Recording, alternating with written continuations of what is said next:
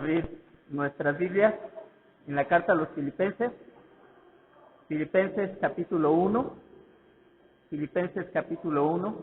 versículo 27 hasta el capítulo 2, versículo 4. Filipenses capítulo 1, versículo 27 hasta el capítulo 2, versículo 4. Vamos a hacer esta lectura de manera unida. Amén, hermanos. Bien. Filipenses capítulo 1, versículo 27 hasta el 2:4. Dice así: solamente que os comportéis como es digno del Evangelio de Cristo, para que o sea que vaya a veros o que esté ausente, oiga de vosotros que estáis firmes en un mismo espíritu, combatiendo unánimes por la fe del Evangelio, y en nada intimidados por los que se oponen, para que ellos ciertamente es indicio de perdición, mas para vosotros de salvación, y esto de Dios. Porque a vosotros os es concedido a causa de Cristo, no solo que creáis en Él, sino también que padezcáis por Él, teniendo el mismo conflicto que habéis visto en mí, y ahora oís que hay en mí. Por tanto, si hay alguna consolación en Cristo, si algún consuelo de amor, si alguna comunión del Espíritu, si algún afecto entrañable, si alguna misericordia, completad mi gozo sintiendo lo mismo, teniendo el mismo amor, unánimes, sintiendo una misma cosa. Nada hagáis por contienda o por vanagloria, antes bien con humildad, estimando cada uno a los demás como superiores a él mismo, no mirando cada uno por lo suyo propio, sino cada cual también por lo de los otros. Amén. Bien, vamos a orar. Y hermanos, pues cuando oremos tengamos reverencia.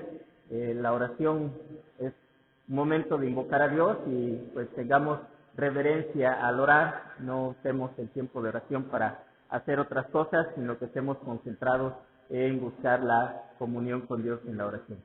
Señor, te damos gracias por este día, porque podemos venir y tener tu palabra, Señor, y poder tener libertad para reunirnos, congregarnos, para estudiarla, Señor, para oír la predicación de la misma.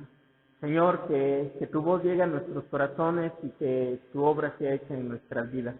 Vivifícanos a través de ella, porque tu palabra es un medio a través del cual tú impartes vida a nuestro corazón, das crecimiento a nuestra fe, Señor, aumentas nuestra fe a través de tu palabra y que así sea sobre nuestras vidas. Ayúdanos a estar concentrados, Señor, ayúdanos a tener la mente, el corazón, la atención puesta, Señor, en ella. En el nombre de Cristo te lo pedimos. Amén. Pueden sentarse, hermanos. Bien, haciendo una pausa, ¿verdad?, en nuestras predicaciones en Génesis, quiero que nosotros veamos algo muy importante aquí en Filipenses, necesario también para nuestra iglesia, a través de esta carta de Filipenses. Quiero que hablemos y que veamos cómo debe ser nuestra conducta, y realmente se refiere ahí en el versículo 27, solamente que os comportéis. Esta palabra comportarse habla de la conducta de la persona, pero habla o describía la conducta de un ciudadano en un país extranjero. A esto se refería esencialmente esta palabra, a la conducta de un ciudadano en un país extranjero. Pues nosotros estamos en este mundo y somos ciudadanos del extranjero en este mundo. ¿Por qué digo que somos ciudadanos del extranjero en este mundo? Porque el mismo apóstol Pablo dice que nuestra ciudadanía está en los cielos, ¿sí? Y de allá mismo esperamos a nuestro Señor Jesucristo. Entonces somos ciudadanos del cielo, pero estamos en este mundo, en esta tierra. Así que nuestra conducta debe ser particular y nuestra conducta debe ser diferente a la de este mundo. Debemos comportarnos de acuerdo a nuestra ciudadanía, o sea, debemos tener una conducta celestial. Y este es el tema de este mensaje, una conducta celestial. Y para el estudio de este tema, hermanos, he dividido pues todo este tema en dos puntos principales. Que el primero es un ciudadano del cielo debe promover la unidad en el cuerpo de Cristo, que es lo que vamos a ver en esta mañana. y posteriormente la próxima semana, si Dios nos da vida, nos concede el estar aquí, vamos a ver que para vivir como ciudadanos del cielo debemos armarnos de la misma mente de Cristo, y es a partir del versículo 5 hasta el versículo 11 de este capítulo 2 de Filipenses. Así que vamos a ver en esta mañana cómo el Señor nos llama a vivir esa conducta, ¿verdad?, de extranjeros en la unidad del cuerpo de Cristo Jesús. Lo que Pablo está haciendo aquí es un llamado en nombre de Dios a su pueblo a través de todas las épocas, ¿verdad?, para que seamos y que nos comportemos de una manera diferente, seamos radicalmente distintos a la conducta que la gente muestra, a los valores, a las normas, a los estilos de vida y aún a las formas de relacionarse de la gente de este mundo. ¿Qué quiere decir? Que en la iglesia nosotros debemos relacionarnos de una manera distinta. En Levítico capítulo 18, versículos 3 y 4, Moisés escribió lo siguiente, dice: no imitarán ustedes las costumbres de Egipto, en donde antes habitaban. Les pidió Dios a Moisés que le dijera al pueblo de Israel, ni tampoco las de Canaán, a donde los llevo. No se conducirán según sus estatutos, sino que pondrán en práctica mis preceptos y observarán atentamente mis leyes. Yo soy el Señor, su Dios. O sea, ellos salían de Egipto y les dice el Señor, no van a vivir como los egipcios. Olvídense de esa vida del pasado de los egipcios. Y van a llegar a un territorio, al territorio de Canaán. Tampoco quiero que vivan como los cananitas, ¿sí? Entonces, no vivimos como vivíamos anteriormente en la vida sin Dios, pero tampoco debemos de copiar o imitar las conductas de muchas personas que, llamándose cristianos, viven totalmente distinto a las normas bíblicas. Y eso es lo que nosotros debemos entender. O sea, la iglesia no es un lugar donde el comportamiento mundano, la convivencia mundana se debe reflejar. La iglesia debe tener una convivencia totalmente distinta, debe tener una armonía y una unión totalmente diferente a la gente de este mundo. Y quiero darles un ejemplo en esto. Nosotros tenemos un estilo de cómo nos relacionamos como familia. Cada uno de nosotros en familia, ¿verdad?, con nuestros hermanos, nuestros padres, suegros, familia, nos relacionamos de cierta manera con ellos, compartimos ciertas actividades con ellos cierto tiempo, ¿verdad? Bueno, pues eso no tiene que ser trasladado de manera similar a mi convivencia con mis hermanos en la iglesia. ¿Qué quiero decir? Que yo no debo de esperar que como convivo con mi familia en la carne, conviva con mi familia en la iglesia. Que los hermanos sientan lo mismo, hagan los mismos, practiquen las mismas cosas. No, hermanos, ¿sí? Nuestra convivencia en la iglesia debe ser distinta a nuestra convivencia con la familia, sobre todo aquella que no conoce de Dios. Entonces, estamos diciendo que hay convivencia con la gente que no conoce al Señor, pero hay convivencia con la gente que conoce al Señor. Y nuestra convivencia con la gente que conoce al Señor debe influenciar nuestra manera de convivir con la gente que no conoce del Señor. No al revés, no al revés. ¿Sí? ¿Sí entendemos esto? Aquí en la iglesia, en el cuerpo de Cristo, aprendemos o debemos aprender cómo convivir bíblicamente y reproducir esto cuando vamos con nuestra familia. Eso es lo que el Señor espera. Entonces, Dios le dijo al pueblo, no te comportes como los egipcios, pero tampoco te vas a comportar como los cananitas. En Mateo capítulo 6, versículo 8, palabras del Señor Jesucristo, dice, no os hagáis pues semejantes a ellos, porque vuestro Padre sabe de qué cosas tenéis necesidad antes que vosotros le pidáis. En el contexto de la oración, el Señor está recordando, ha mencionado, ¿verdad?, a unos que piensan que por su mucha palabrería, su repetición serán oídos. A otros que piensan que por su propia justicia, en este caso los fariseos, iban a ser oídos por el Señor. Y el Señor dice, no te hagas como ellos. Así que en nuestra convivencia, ¿verdad?, nosotros no tenemos que hacernos como el mundo. Debe haber un cambio radical y ese cambio hemos de aprenderlo aquí en el pasaje que estamos mencionando. En este texto, aquí en Filipenses capítulo 1, versículos 27 en adelante, el contexto que nosotros vemos es que Pablo está amonestando a esta iglesia. Ahora, Filipos era una de las mejores iglesias en cuestión de doctrina, en cuestión de conducta, Pablo no lucha con tantos pecados en la iglesia de Filipo como lo hace con la iglesia de Corinto. La iglesia de Filipo se mantenía firme en la doctrina, en la fe que había creído, a diferencia de la iglesia de Galacia, que estaban queriendo regresar. Pero la iglesia de Filipo tenía algo que estaba alterando todo su orden como iglesia. Y era un conflicto entre dos mujeres, entre dos personas ahí en la iglesia. Y al parecer eso estaba contaminando el corazón de toda la iglesia, de tal manera que la unidad de la iglesia se estaba viendo afectada. El apóstol Pablo dice, ruego, Filipenses capítulo 4, versículo 2, si ustedes lo quieren leer conmigo o seguirlo ahí en su Biblia, dice, ruego a Evodia y a Síntique que sean de un mismo sentir en el Señor. O sea, Pablo dice, aquí hay un problema. Y un problema entre dos personas de la iglesia, que esos dos no están siendo de un mismo sentir. Ahora, esa palabra, un mismo sentir, es muy importante en esta epístola que Pablo nos está escribiendo aquí, porque habla de tener una misma manera de apreciar, una misma forma de entender las cosas. No quiere decir que debían actuar de una manera semejante. ¿Alguna vez ustedes han jugado el juego que le llaman el espejo? Se paran dos personas, así, frente, y una levanta la mano, esta mano, la mano derecha, la otra persona que está de frente, ¿qué tiene que hacer? ¿Levantar su mano derecha? No, porque cuando tú estás en el espejo no se levanta tu mano derecha, ¿no? Se levanta la que se refleja inmediatamente.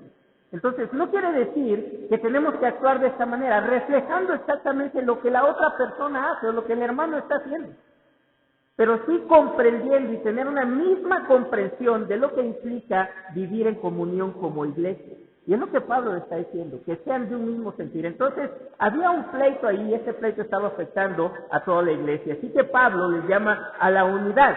Y como vemos, la unidad es reflejo o es muestra de una conducta especial, de una conducta cristiana. ¿Sí?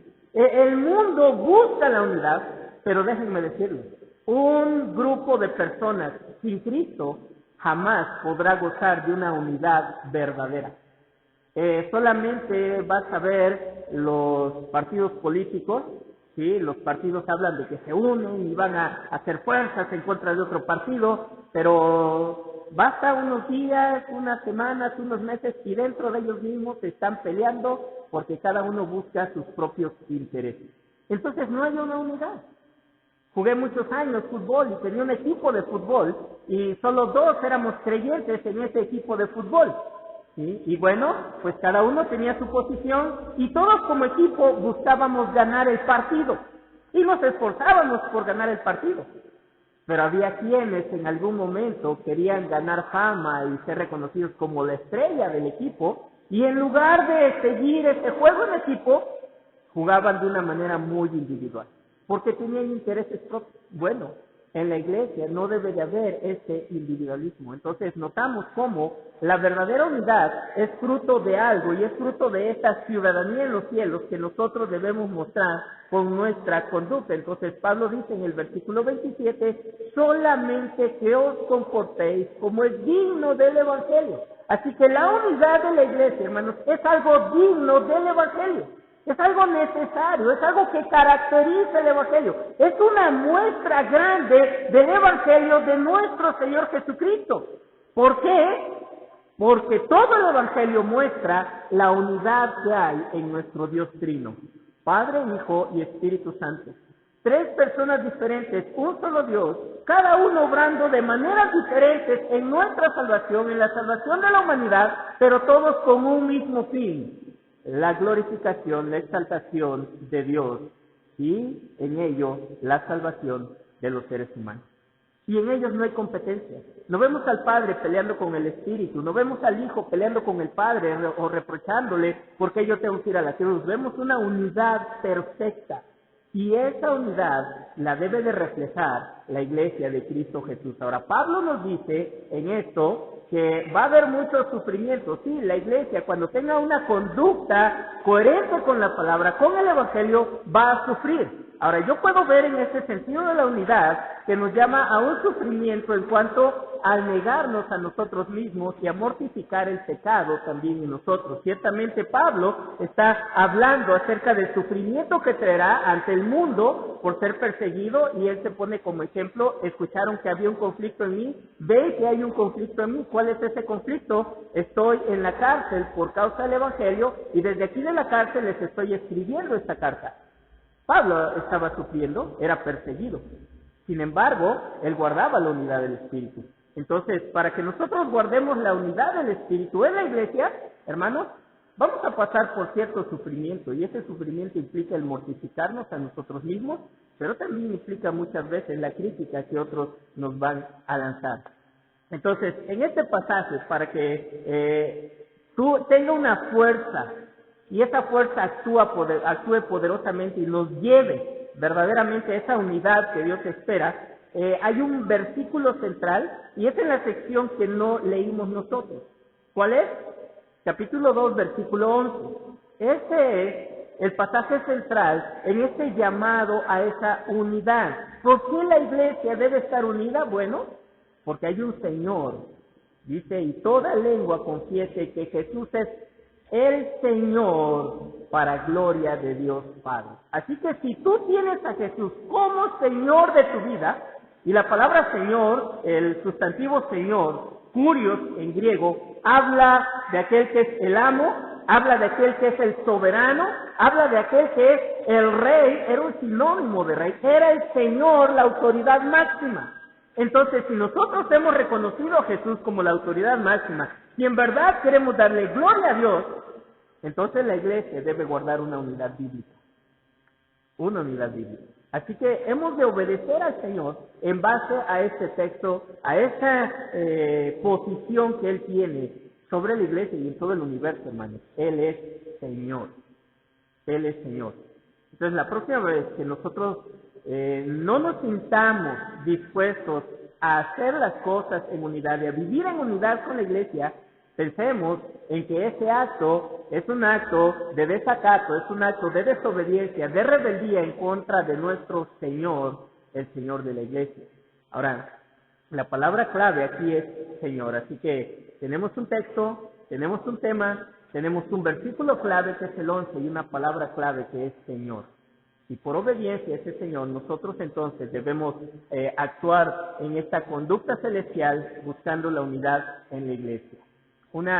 Entonces, un ciudadano del cielo debe promover la unidad en el cuerpo de Cristo. No solo debe juntarse, debe promover la unidad. Y eso es muy importante. La unidad no es algo que se da por sí mismo. La unidad no es algo que aparece automáticamente cuando las personas están juntas. El Salmo 133 sí, nos llama la atención a esa unidad, pero es una unidad en armonía. Mirad cuán bueno y cuán delicioso es habitar los hermanos juntos. ¿Ya se dieron cuenta? Estamos juntos. ¿Sí? Algo dispersos, pero estamos juntos. Pero no es lo mismo estar juntos a estar juntos y en armonía. Tengo aquí en el iPad un himnario. ¿Alguno de ustedes sabe leer notas? ¿No? Puntitos, palitos, rayitas, ¿quién sabe qué es eso, hermano? Bueno, hay gente que sabe qué es esto, ¿verdad? Son notas musicales representadas a través de estos símbolos, y pues nosotros cantamos nuestros himnos a través de ellas, de estas notas musicales. Pero lo interesante de la música es que debe de llevar un orden. Si nosotros ponemos una de esas notas fuera del rango que debe tener, nosotros ya no tenemos armonía y suena bien feo. Para aquellos que medio tocan guitarra, un acorde de guitarra generalmente está compuesto por el pisar de 3 cuerdas. Pero si una no está bien pisada, si una no está pisada en el lugar correcto, eso no suena bien, no hay armonía. Entonces, la iglesia debe estar junta, ciertamente, pero debe gozar de armonía. Esta es la unidad que debe tener la iglesia, es la armonía, para que pueda resaltar hermosamente la gracia de Dios a través de esta iglesia. Entonces no es algo que se da por sí solo, es algo en lo que hay que trabajar, en lo que hay que esforzarnos. Por eso este título, un ciudadano del cielo debe promover la unidad del cuerpo de Cristo. 3 cosas importantes en esto. Número 1, el apóstol Pablo en primer lugar enseña cuáles han de ser los motivos correctos para la unidad. Los motivos correctos para la unidad. Y lo encontramos en el capítulo 2, versículos 1 al 2. Filipenses, capítulo 2, versículos 1 al 2. Dice, por tanto, si alguna consolación en Cristo, si algún consuelo de amor, si alguna comunión del Espíritu, si algún afecto entrañable, si alguna misericordia, completad mi gozo sintiendo lo mismo, teniendo el mismo amor, unánimes, sintiendo una misma cosa. Aquí hay varios sí condicionales que nos hablan de algo que nosotros podemos encontrar a Cristo. Para entenderlo mejor, yo lo he formulado a manera de pregunta. Y lo he puesto así. Pensemos en esto. ¿Hay algún estímulo hacia nosotros en Cristo Jesús? ¿Podemos nosotros encontrar estímulo para la unidad en Cristo Jesús? ¿Sí o no? Pues la respuesta es sí. Sí. Hay muchas cosas que Cristo ha hecho que nos llevan a nosotros o que nos motivan a la unidad. Veamos esta otra pregunta. ¿Hay algún consuelo de amor para nosotros en Cristo Jesús? Si alguien no ha tenido consuelo en Cristo Jesús, puede decir no. Pero yo creo que todos hemos sido consolados en la gracia de Cristo Jesús, entonces contestamos que sí. ¿Hay alguna comunión del Espíritu? ¿Podemos ver en el Espíritu alguna comunión? ¿Podemos tener nosotros comunión con el Espíritu? Y la respuesta es sí. Y finalmente, ¿hay algún afecto y compasión en el Espíritu Santo? Y la respuesta es sí. Él es el consolador. Él es el que está puesto, enviado por Cristo Jesús para estar con nosotros, para guiarnos, para alentarnos, para sostenernos. Entonces la respuesta a esas preguntas es sí lo hay. Y el paso lógico, dice Pablo, si nosotros podemos ser estimulados por Cristo, si nosotros somos consolados por el amor de Cristo, si nosotros podemos ver que hay comunión en el Espíritu Santo, si nosotros sentimos ese afecto y ese consuelo del Espíritu, entonces dice Pablo, versículo 2, completad mi gozo sintiendo lo mismo. ¿Qué quiere decir? Pablo dice, en su corazón debe haber entonces un sentir de unidad. Porque tu hermano que está a un lado, él ha encontrado eso mismo en Cristo Jesús. Aquel que está atrás ha encontrado eso mismo en el Espíritu Santo. Entonces, eso nos lleva a vivir una vida de unidad. ¿Sí? Es el resultado de la obra de amor, de consuelo de Cristo Jesús en nosotros. Entonces, estas son las razones o los motivos correctos para la unidad. Que disfrutamos del amor de Cristo, que disfrutamos del consuelo de Cristo Jesús, que disfrutamos de la presencia del Espíritu Santo en nosotros, un mismo Espíritu, como Pablo dice en la carta a los Efesios, un mismo Espíritu, un mismo Señor, una misma fe. ¿Sí? No fuimos llamados al Evangelio a una fe diferente, sino todos a una misma fe. Entonces, esto debe motivarme, o esto debe ser la razón por la cual yo busque la unidad con la iglesia, o en la iglesia, y yo la promuevo. En segundo lugar, Pablo muestra cuáles son las señales correctas de la unidad. ¿Cuáles son las señales? Aquellas cosas que caracterizan la unidad dentro de la iglesia. Bueno, capítulo 2, versículo 2, la segunda parte de manera principal, pero voy a leer todo el versículo. Completad mi gozo sintiendo lo mismo, teniendo el mismo amor, unánime, sintiendo una misma cosa. 3 cosas que Pablo nos da aquí como señales correctas de la unidad. Dice, teniendo el mismo amor, unánime, ¿sí? Hay unanimidad, y sintiendo una misma cosa. Y esto es un círculo, y sobre ese círculo, ¿verdad?, gira nuestra unidad como iglesia. La idea principal del apóstol Pablo es, si todas estas cosas son verdad, Entonces ustedes deben estar de acuerdo conmigo y deben de llegar a manifestar la unidad a través de estas tres cosas. ¿Sí? A través de estas tres cosas. Ahora, veámosla cada uno de nosotros por separado. ¿Cuáles son estas señales correctas? Primero, ¿sí? Esforzarse por alcanzar el mutuo entendimiento y el acuerdo genuino. El mutuo entendimiento y el acuerdo genuino. Dice, completar mi gozo sintiendo lo mismo, teniendo el mismo amor, sintiendo lo mismo. Yo les dije, cuando cité capítulo 4, versículo 2, acerca de Evod y de Síntique, que a ella se les llamaba hacer de un mismo sentir. La palabra aquí, sintiendo lo mismo, no se trata, hermanos, de sentir algo en nuestras emociones. No se trata de experimentar algo como, yo siento dolor en mi estómago, yo siento bonito cuando me habla fulanito de tal, ¿verdad? Siento mariposas en el estómago. No, no se trata de ese sentir. Se trata de una situación en la mente. Por eso lo leo de esta manera. Esforzarnos por alcanzar un mutuo entendimiento, ¿sí? Y que este entendimiento que hay entre todos nos lleve, ¿verdad?, a vivir o a tener un acuerdo genuino.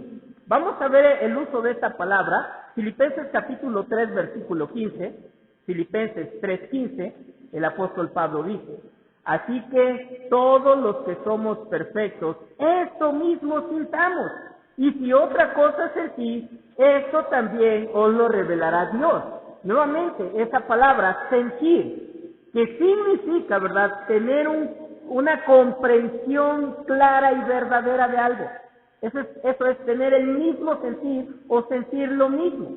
Ahí mismo, capítulo 3, versículo 19. El fin de los cuales será perdición, cuyo Dios es el vientre y cuya gloria es su vergüenza, que solo piensan en lo terrenal. Cuando nosotros tenemos un sentir, de acuerdo a la palabra, no vamos a tener ese sentir terrenal, no vamos a tener ese entendimiento terrenal o ese pensamiento de las cosas terrenales nada más.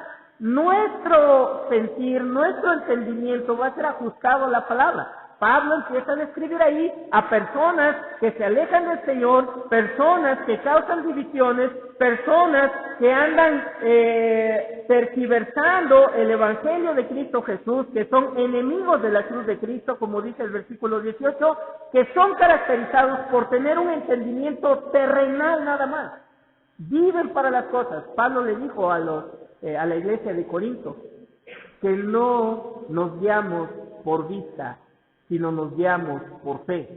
Porque si nos guiamos por las cosas que se ven, entonces nosotros caemos en un problema. Porque las cosas que se ven son temporales.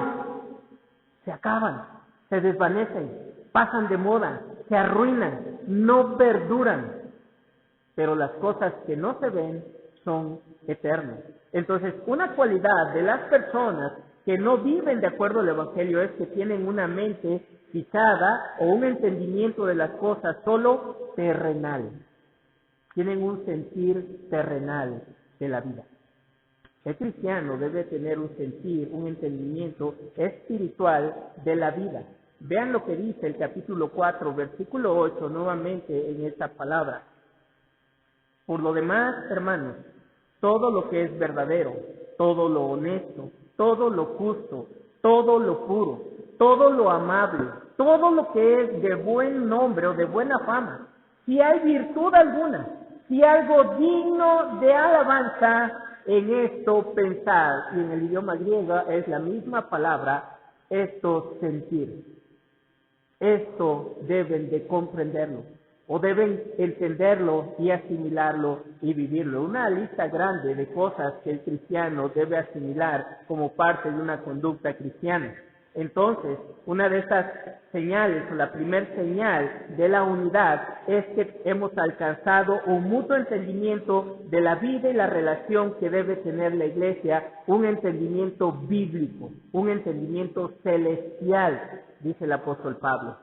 En Cristo tenemos amor, en Cristo tenemos consuelo, en Cristo hay comunión, ¿sí? Entonces, la iglesia debe vivir en estas características de ese amor.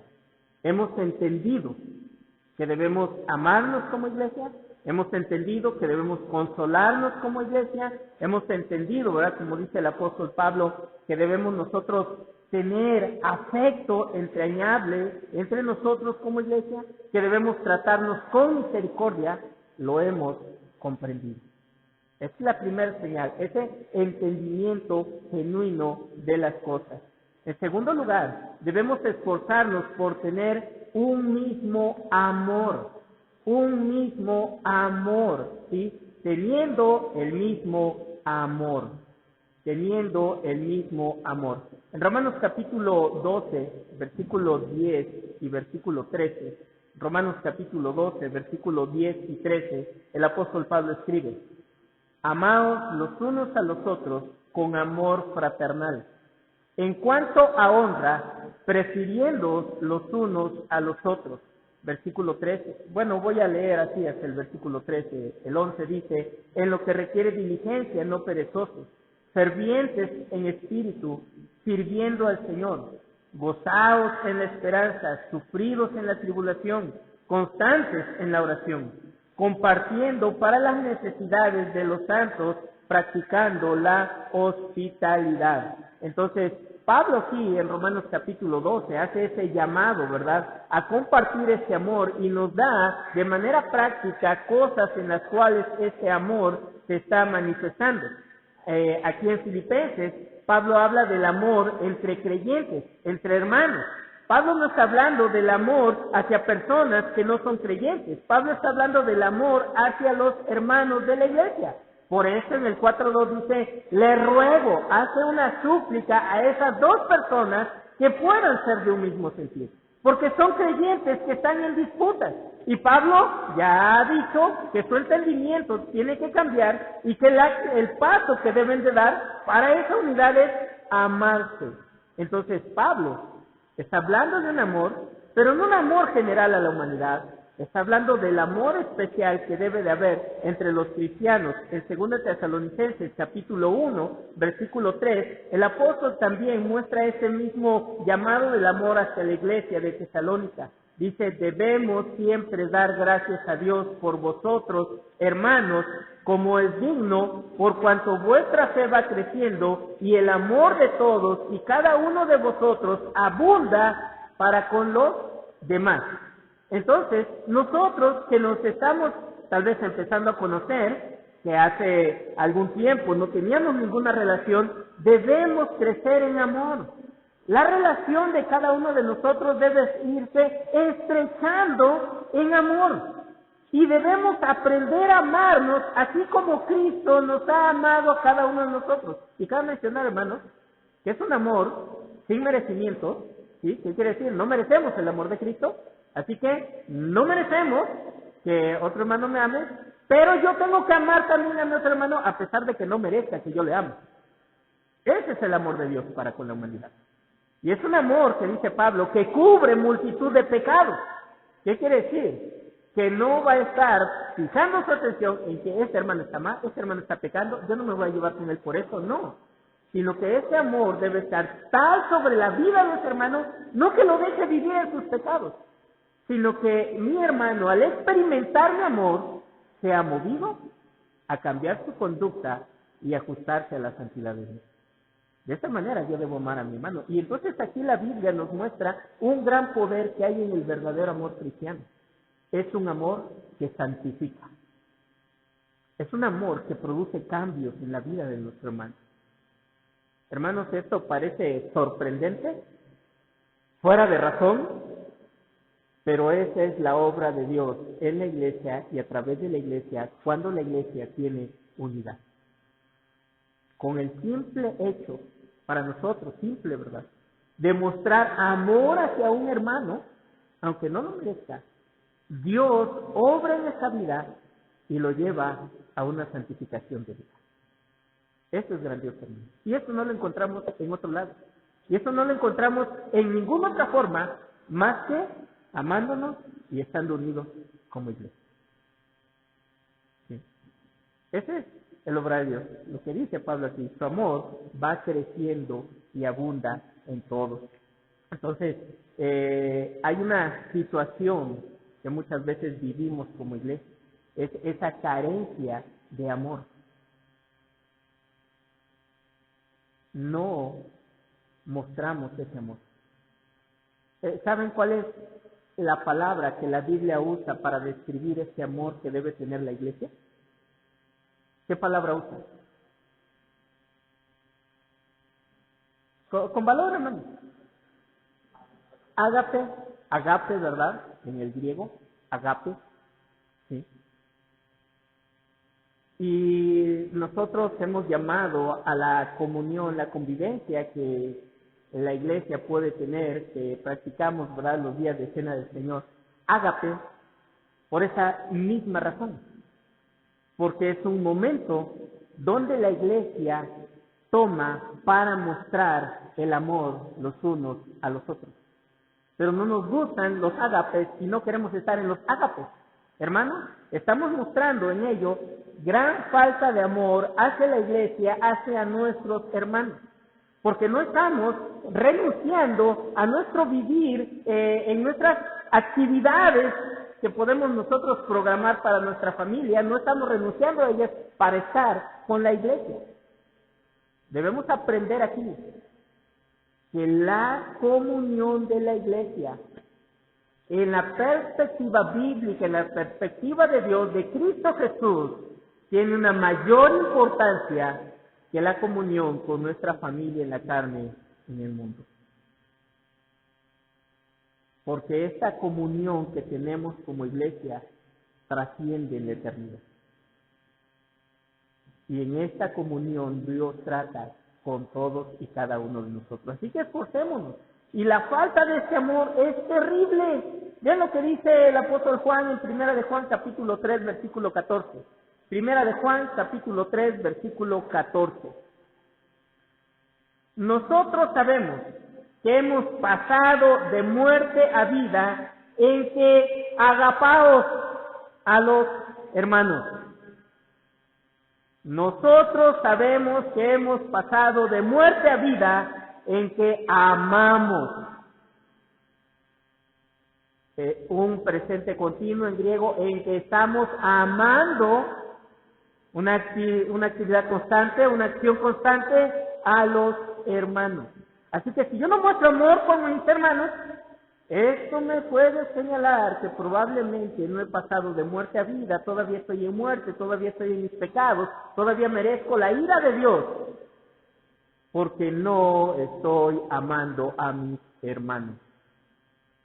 Y aquí claramente no es un amor a la familia en la carne, es un amor a la iglesia de Cristo Jesús, un amor a cada persona en este lugar. Y si yo no los amo como Cristo me ha amado, es porque yo no he experimentado ese amor. Así de importante es la comunión, la unidad, el amor que debe tener la iglesia. Es una muestra de que tenemos vida espiritual, que hay nueva vida en nosotros. En tercer lugar, debemos esforzarnos por ser unánimes. Hermano, ¿no está hablando de unidad? Porque aquí nos dice que, debemos ser unánimes. ¿No está redundando en algo? No. Esta palabra unánime no refleja todo lo que es la unidad, sino parte de esa unidad. El significado literal de la palabra unánime es una misma alma. Un matrimonio debe ser unánime. Un matrimonio debe de tener una misma alma. Ese hombre y esa mujer estar unidos, como lo expresa la palabra, ¿verdad? Y los dos serán una sola carne. Pues la iglesia también debe de tener una misma alma. Cada hermano debe estar unido a su hermano en esa situación, en tener una misma alma. ¿Qué significa eso de tener una misma alma? Significa vivir en armonía con los demás creyentes. Significa entonces derribar las barreras que nosotros tenemos, barreras de personalidad, barreras de carácter, barreras de intereses, derribarlas y poder promover esa unidad, esa armonía. ¿Recuerdan las notas? Van en armonía, hacen una armonía, algo melodioso, algo bueno, algo grato a Dios.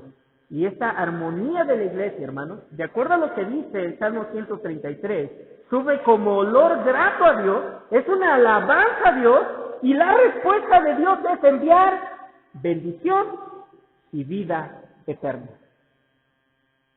Dios envía plenitud, Dios envía gozo a la iglesia, y Dios envía, ¿verdad?, y hace producir vida eterna a aquellos que no tienen vida eterna en esa comunión de la iglesia.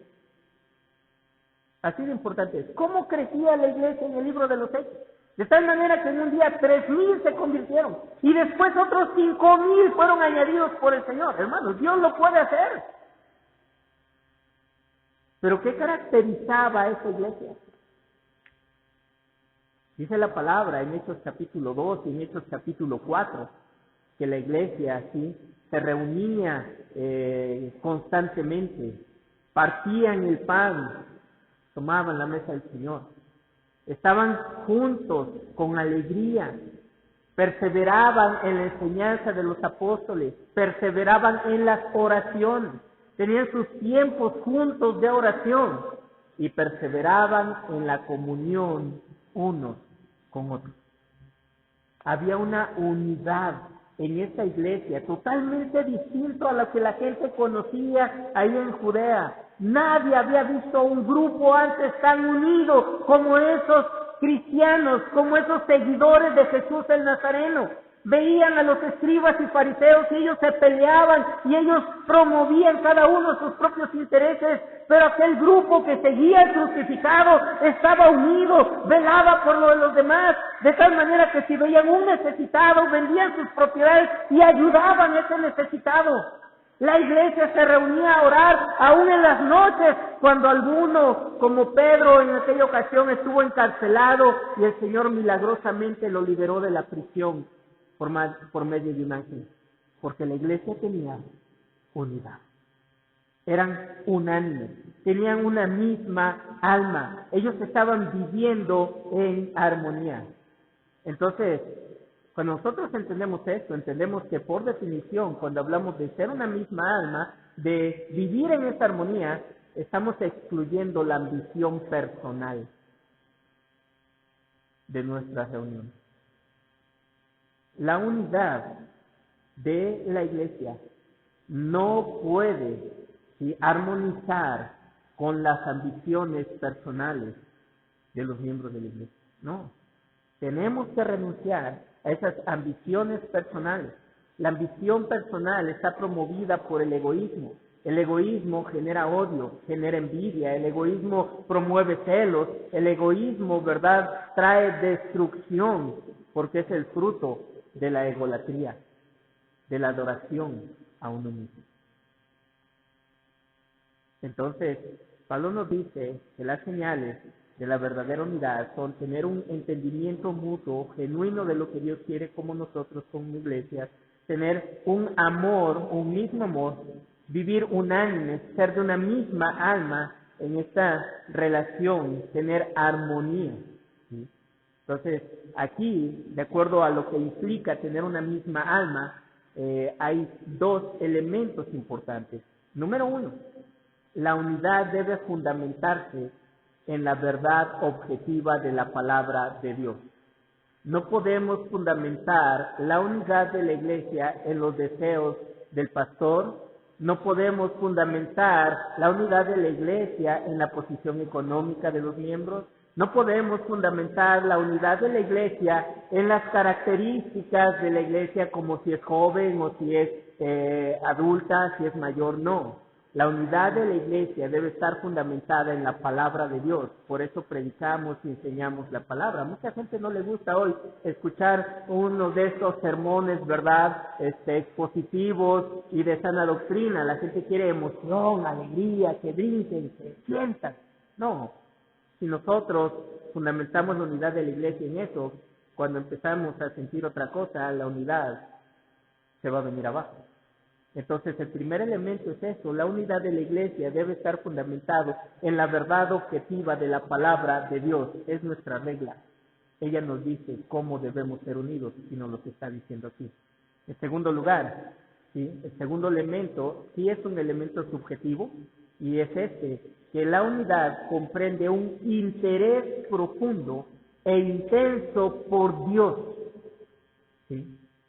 Vivir en unidad implica en cada uno de nosotros un interés en Dios, pero un interés que debe ser verdadero, un interés que nosotros debemos sentirlo con todo nuestro corazón, debe ser intenso. Aquel que no siente en su corazón un deseo intenso por Dios, no le va a importar estar en la iglesia de Dios.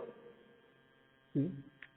Cuando nosotros sentimos interés profundo en algo, hermanos, nos dedicamos a eso. Nos damos a eso. Roba nuestra atención.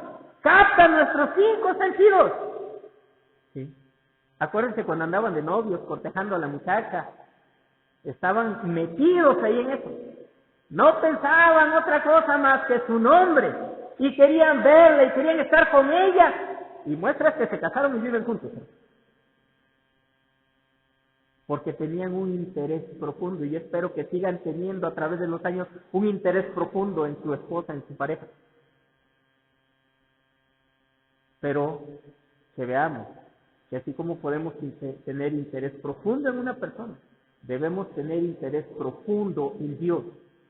Y cuando ese interés es así intenso en nuestra vida, hermanos, vamos nosotros a buscar los intereses de Dios, y los intereses de Dios están en su iglesia y en la unidad que su iglesia debe reflejar en su palabra, en su servicio, ¿sí? En el evangelio, en su pueblo, porque tiene que ver con Dios. Entonces, estos 2 elementos deben estar en esta misma alma: la palabra como fundamento y el interés profundo de cada uno de nosotros en Dios y sus negocios.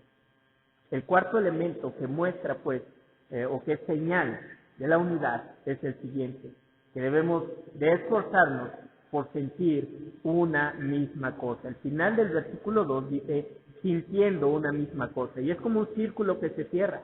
Nuevamente empezó Pablo diciendo, debemos de sentir, ¿sí?, lo mismo, completar mi gozo sintiendo lo mismo, y termina diciendo, sintamos una misma cosa. Vuelve nuevamente a ese pensamiento, ¿verdad?, de tener un pensamiento en una misma dirección, de tener una comprensión semejante los unos a los otros en esto. Entonces, esta palabra o un sinónimo de sentir lo mismo es, o de pensar una misma cosa, es sentir lo mismo.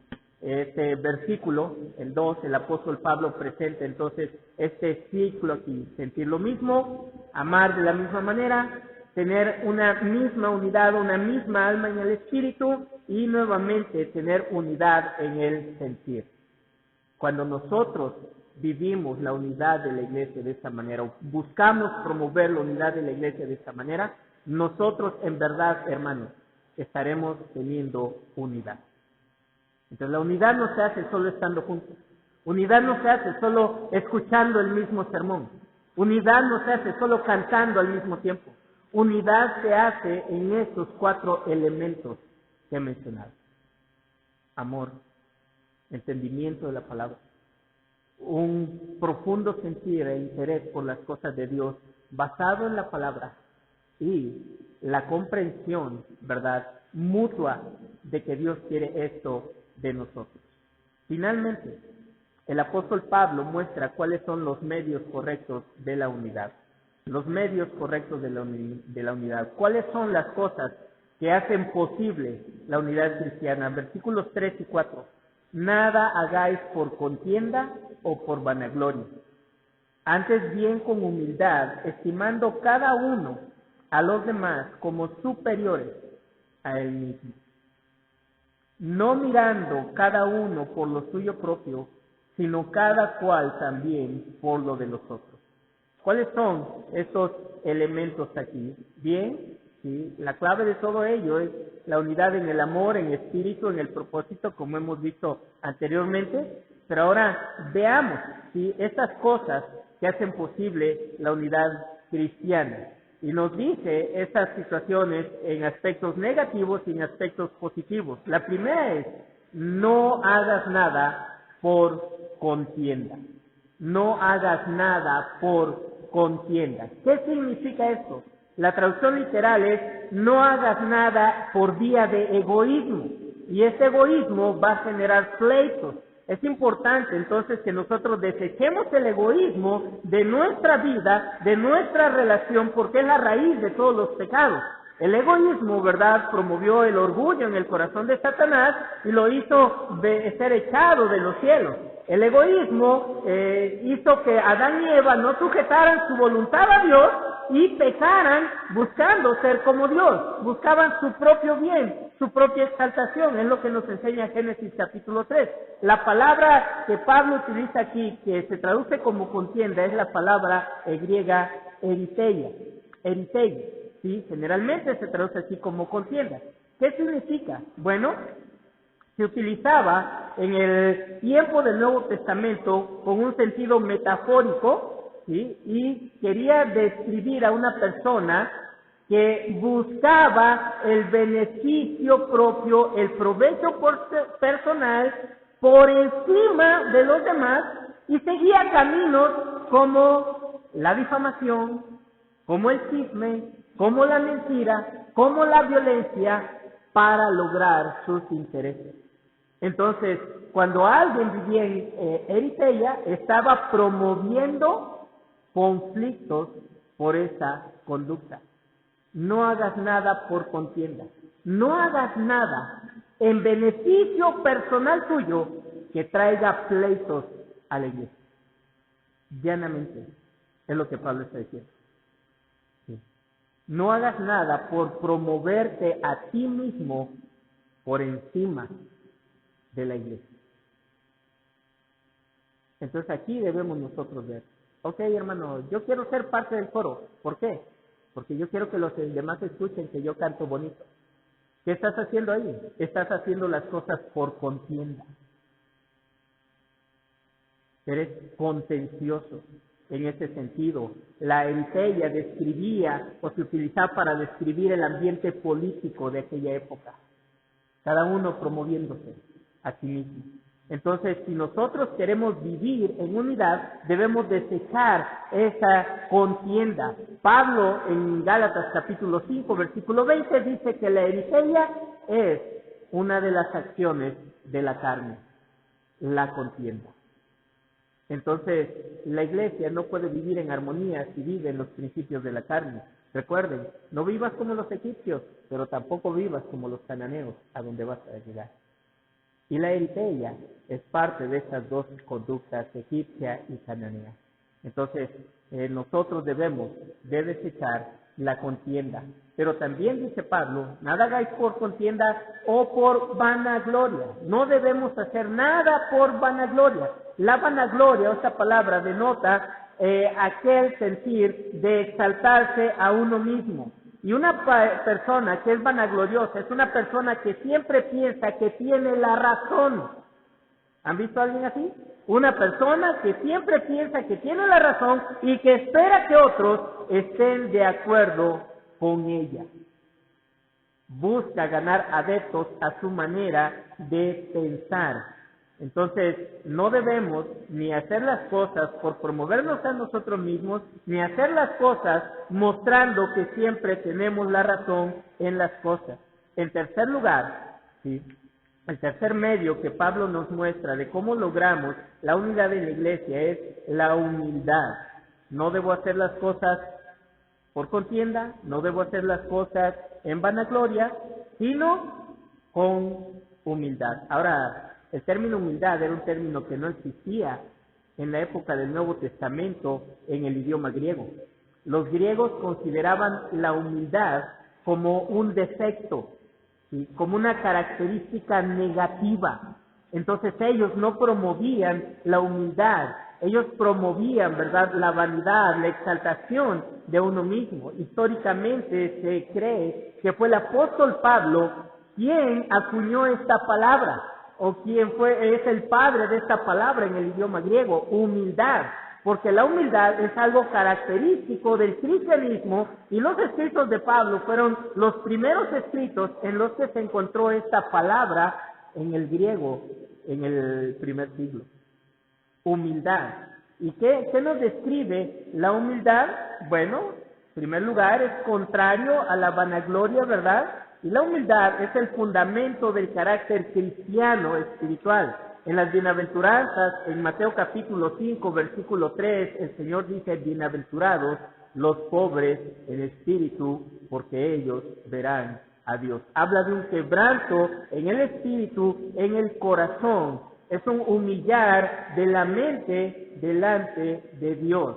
¿Sí? Entonces, el cristiano debe humillar su corazón delante de Dios, y ese humillarse de su corazón se va a ver reflejado en tomar una posición correcta delante de la iglesia. En lugar de exaltarme, yo me voy a rebajar delante de mis hermanos. Esa palabra describía lo que era un esclavo. Entonces nos habla de la posición que ha de tomar aquella persona como siervo delante de los demás. Esta es entonces la tercera cosa que promueve la unidad dentro del cuerpo de Cristo. La cuarta cosa aquí, ¿sí?, que promueve la unidad, Pablo lo dice a manera de exhortación: no mirando cada cual por lo suyo propio. Versículo 4. ¿Sí? No mirando cada uno por lo suyo propio. La palabra ahí, mirar por, es la palabra sopeo, y significa observar algo, ¿sí? Observar algo, pero en ese contexto alude también a prestar atención, y una atención minuciosa hacia algo. ¿Y qué es? Yo no voy a fijarme en mis intereses, sino yo tengo que velar por los intereses de mis hermanos, no mirando cada cual por lo suyo propio. Yo no voy a ver, por eso no debo ser contencioso, ¿verdad? Yo no debo promoverme a mí mismo a través de cosas malas. Yo no debo exaltarme sobre mis hermanos, no debo ser vanaglorioso, debo ser humilde. Y en esa humildad, eso me va a llevar a poner atención a las necesidades de mis hermanos, a poder tener atención en cómo están viviendo mis hermanos, qué les está pasando, a involucrarme en su vida, no centrarme en mí mismo. Ahora, aquí hay un mensaje grande que nos está dando las Escrituras en cuanto a la unidad. Cuando queremos vivir en unidad, es imposible centrarnos en nosotros mismos. Nuestra atención debe estar en los demás. No quiere decir que vamos a descuidar, que yo voy a descuidar mi familia, que yo tengo que descuidar mi trabajo, no. ¿Sí? Yo tengo que poner atención a esas cosas que son importantes, pero no debo estar como el caballo cuando le ponen aquí esas cositas donde solo va mirando en una dirección al frente, su camino, y no ve lo de los demás. No, nosotros tenemos que ver y velar por la vida de nuestros hermanos. ¿Y cómo lo vamos a hacer si no platicamos con ellos? ¿Cómo lo vamos a hacer si no les preguntamos qué conflictos están viviendo para orar por ellos? Si no pasamos tiempo con nuestros hermanos, si solo venimos y como llegamos de apresurados nos vamos igual de apresurados, no podremos crecer en unidad porque estamos centrados en nosotros mismos. Pablo dice entonces que para crecer en esta unidad, para desarrollar la unidad, entonces nosotros debemos involucrarnos, tener un interés personal en Dios a través de interesarnos en nuestros hermanos. Oye, ¿por qué no ha ido tal hermano? ¿Quién sabe? ¿A poco no ha ido? No, ya tiene un mes que no viene a la iglesia, ni cuenta me había dado. ¿Por qué? Porque estamos centrados en nosotros mismos. El quinto medio, ¿sí?, y último que Pablo nos muestra para promover la unidad es: sino cada cual también por lo de los otros. Yo no me voy a centrar en mí mismo, sino voy a poner mi atención en los demás hermanos. Ese es el lado positivo de lo anterior. Lo anterior es: no mires solo por lo tuyo. Lo positivo es: mira por los intereses de los demás hermanos. Entonces, este principio tiene que ver todo con nuestras relaciones entre creyentes, ¿sí?, con las relaciones de los hermanos en la iglesia. Debemos esforzarnos por tener armonía y por velar por los otros. Y se requiere de un esfuerzo deliberado y un esfuerzo persistente. para practicarlo de manera sincera, de manera incondicional. No que yo solo voy a ver por los intereses de aquellos que me caen bien, no, de todos, es incondicional, hermanos. Y en ver por los demás, déjenme mencionarles 7 cosas prácticas. ¿Qué puedo hacer que reflejen un interés por mis hermanos?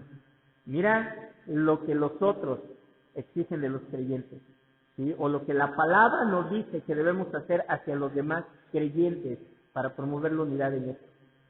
Número 1, no seas piedra de tropiezo.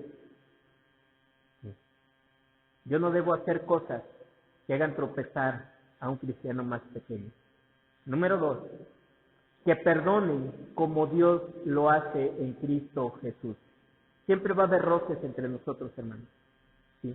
Pero esos roces deben terminar en un pedir perdón y en un perdonar del otro hermano. Debemos buscarnos para perdonarnos y perdonarnos como Cristo nos ha perdonado, sin estarnos reprochando, aceptando cada uno su responsabilidad, reconociendo que hemos pecado contra el hermano. Número 3, que no ofendan de palabra ni de hecho, ¿sí? Que no ofendamos, que no lastimemos a nuestros hermanos a través de nuestras palabras o a través de nuestra conducta. Y eso requiere humildad, hermano. Negarnos a nosotros mismos, ¿sí? Número 4, que vivan en santidad y sigan la paz. Esto requiere la palabra para conservar la unidad, para que veamos que estamos viendo por los intereses de nuestros hermanos, promover la paz, no promover los pleitos, no promover el chisme, promover la paz entre nosotros y una vida santa. En quinto lugar, que nos abstengamos, dice Pablo a la iglesia de Corintios, de lo sacrificado a ídolos, que nos abstengamos, ¿verdad?, de las prácticas idólatras de este mundo, que nos abstengamos de esas cosas para dar un buen testimonio. Y eso lo pide la palabra en consideración de los otros hermanos. El contexto de Pablo era, no vayas donde han sacrificado a ídolos, no sea que tu hermano débil en la fe te vea y seas para él tropiezo en eso. Abstente de eso. Que me invitan al mole, no, hermanos. Yo el 30 hay mole en mi pueblo, no los voy a invitar, yo no hago mole y no promuevo esa fiesta. No lo esperen. Y no es porque no quiera ser unido a ustedes, ¿verdad? No quiero serles piedra de tropiezo, me comeré yo solo ese mole. ¿Es cierto?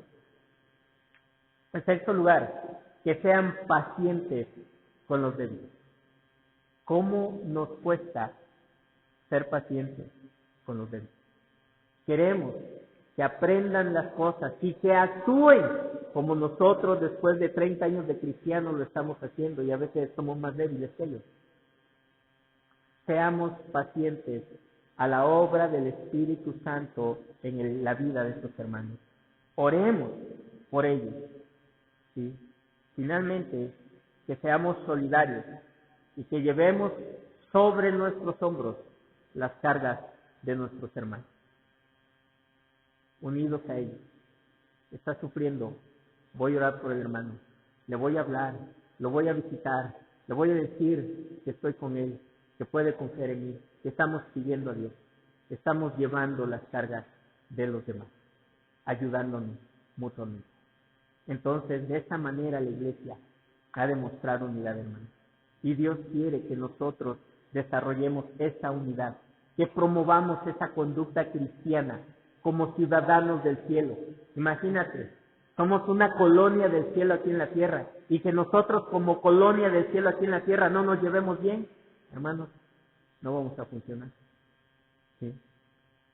Hace muchos años visité una ciudad de Querétaro, estaba en Hidalgo, ha habido de viaje con uno de mis tíos, y al ir a esa ciudad de Querétaro, que me enteré en las noticias que se había inundado hace poco, la semana pasada, pasamos por un lugar donde se veían unas casas hermosas, muy bonitas, y le digo, oiga tío, ¿qué es esto? Ya, aquí vive una colonia de franceses. Ah, todos juntos, cada quien tenía su negocio, pero todos se habían buscado para vivir y fundar esa colonia de franceses. Así es la iglesia. una colonia de extranjeros en la tierra. Y debemos amarnos y debemos cuidarnos. Tenemos a un mismo Señor y vamos hacia un mismo lugar. Y vamos a estar juntos por toda la eternidad. Entonces debemos de aprender a amarnos y a disfrutarnos desde que estamos aquí en la tierra. Y yo espero que lo hagamos. Que en verdad procuremos, no nos esforcemos por tener esa unidad con la iglesia. En todo lo que hagamos, no solo en los cultos, en todas las actividades que como iglesia hagamos, mostremos que estamos unidos para gloria de nuestro Señor. Y recuerden, y el Señor añadía cada día a la iglesia los que habían de ser salvos.